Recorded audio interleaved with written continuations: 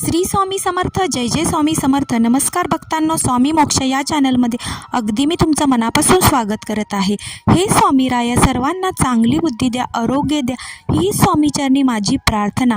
तर पहा भक्तांनो, आज मी तुम्हाला एक सुंदर असा व्हिडिओ घेऊन आलेली आहे, तर तुम्ही तो शेवटपर्यंत ऐका. तर पहा, जीव भगवंताचा अंश आहे, जीव भगवंताचा नित्य दास आहे, ही आपली खरी ओळख आहे. जेथे प्रजा तेथे राजा, जेथे वडील तेथे मुलगा. त्याचप्रमाणे भगवंत आपले वडील आहेत. अहम बीज प्रद पिता, भगवंतांचे धाम हेच आपले शाश्वत घर आहे. आपण बद्ध जीव आहोत. आपल्याला भगवंताची सेवा करण्याची इच्छा नाही, तर स्वतः भोक्ता होण्याची इच्छा आहे. म्हणून या दुःखातून दुःखालयम अशाश्वतम अशी भौतिक जगात आपण आलो आहोत. परंतु भगवंताच्या असीम कृपेमुळे आपण भौतिक जगात राहूनही भगवत भक्ती करून स्वतःची संसारातून सुटका करू शकतो आणि आपल्या चिन्मय आनंदमय घरी आपण परत जाऊ शकतो. म्हणजे असं की आपण भगवंताची सेवा आणि भक्ती करायला विसरायचं नाही. जर ते आपण विसरलो तर आपल्याला ज्या घरातून आपल्याला देवानी मुक्त केलेलं आहे त्या घरात आपण पुन्हा जाणार नाही. तर आपल्याला मोक्षाकडे जायचं आहे. तर आपण तसं पृथ्वी लोकावर आलेलो आहोत, तसं आपण भगवंताला स्मरून आणि त्या भगवंताचं जे आचरण घेऊन आपण या पृथ्वी तलावर वागायचं आहे. तर बघा भगवंताच्या घरामध्ये प्रत्येकाचे स्थान, कार्य, सेवा निश्चित ठरलेली आहे. ती सेवा घेण्यासाठी भगवंत आपली वाट पाहत आहे. तेथे पोहोचण्यासाठी भगवंतांनी संतांनी सांगितलेला मार्ग म्हणजे भक्ती मार्ग होय.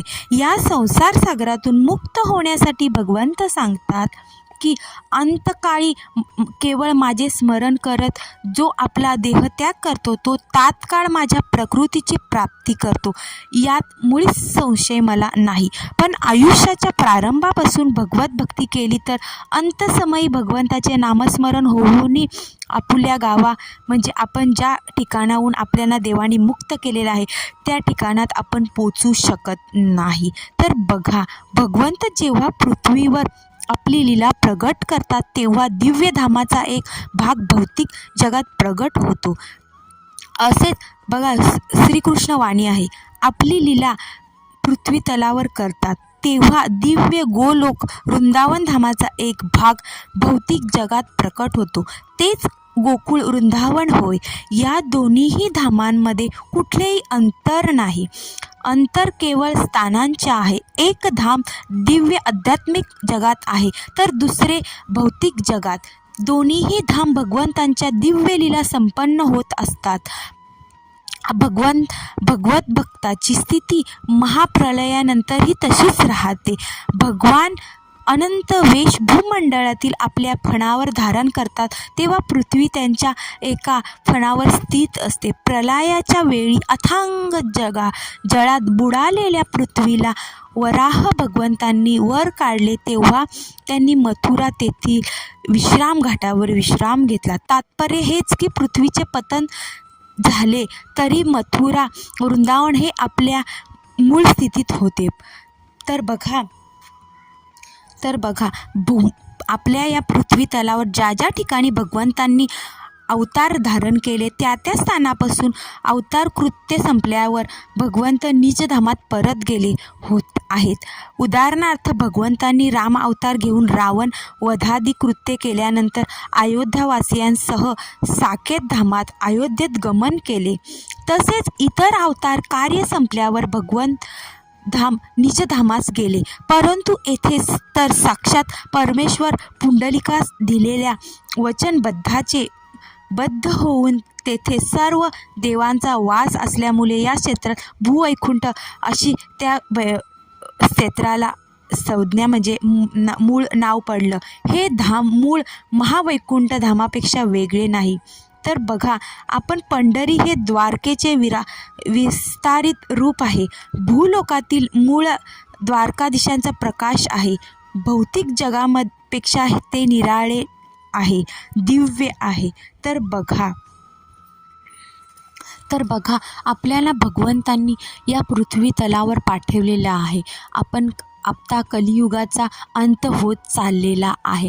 तर आपण कसं या पृथ्वी तलावर आणि कलियुगात कसं वावरायचं हे भगवंतांनी आपल्याला खूप नियम, अटी आणि मर्यादा दिलेल्या आहेत. त्याचं आपण नित्य नियमाने पालन केलं पाहिजे. तर बघा भक्तांनो, आपण असं त्याकडे दुर्लक्ष करतो आणि आपल्या आयुष्यामध्ये जे दुःखद घटना आणि दुःखद प्रसंग घडतात हे त्यामुळेच घडतात. देवाने आपल्याला इथे पाठवलेलं आहे, तर आपण त्यांनी जे आपल्याला रथ वैकल्य सांगितलेली आहेत, जे नियम अटी सांगितलेले आहेत, त्याचं आपण पालन केलं पाहिजे. तरच आपलं जीवन हे सुखमय आणि आनंदी उत्साही होऊ शकतं. बघा तुम्ही भगवत प्राप्तीची जी तुमची इच्छा आहे ती तुम्ही पूर्ण करण्यासाठी भगवंताचं नामस्मरण, या कलियुगामध्ये यज्ञ यागाला जास्त महत्त्व आहे. पण बघा ते आत्ता कलियुगामध्ये तेवढं म्हणजे असं की आताच आपण कसं मी सांगू तुम्हाला की म्हणजे असं एवढी त्याला हे नाही, असं म्हणजे पूजा पाठ वगैरे म्हणजे जे आपण होम हवन करतो त्याला एवढी शुद्धता नाही. तसं आपण करणारे यजमानही शुद्ध असले पाहिजेत आणि समोरचे ब्राह्मणी आपल्याला तसे सांगणारे हवे पाहिजेत. तसे आपल्याला आता या कलियुगामध्ये तेवढं म्हणजे कोणाला वेळही नाही आहे आणि तेवढं शक्यही होत नाही. तर बघा आपण कलियुगाच्या या शेवटच्या टप्प्यामध्ये येत चाललेलो आहे. आपण त्या शेवटच्या टप्प्यात पदार्पण करत आहोत.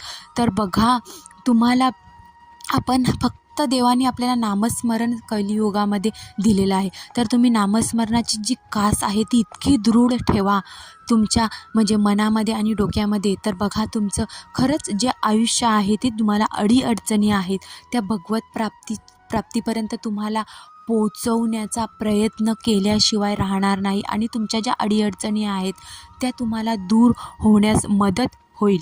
तर बघा तुम्हाला माझा हा व्हिडिओ कसा वाटला तर माझ्या स्वामी मोक्ष या चॅनलला लाईक करा आणि सबस्क्राईब करायला विसरू नका. श्री स्वामी समर्थ. जय जय स्वामी समर्थ.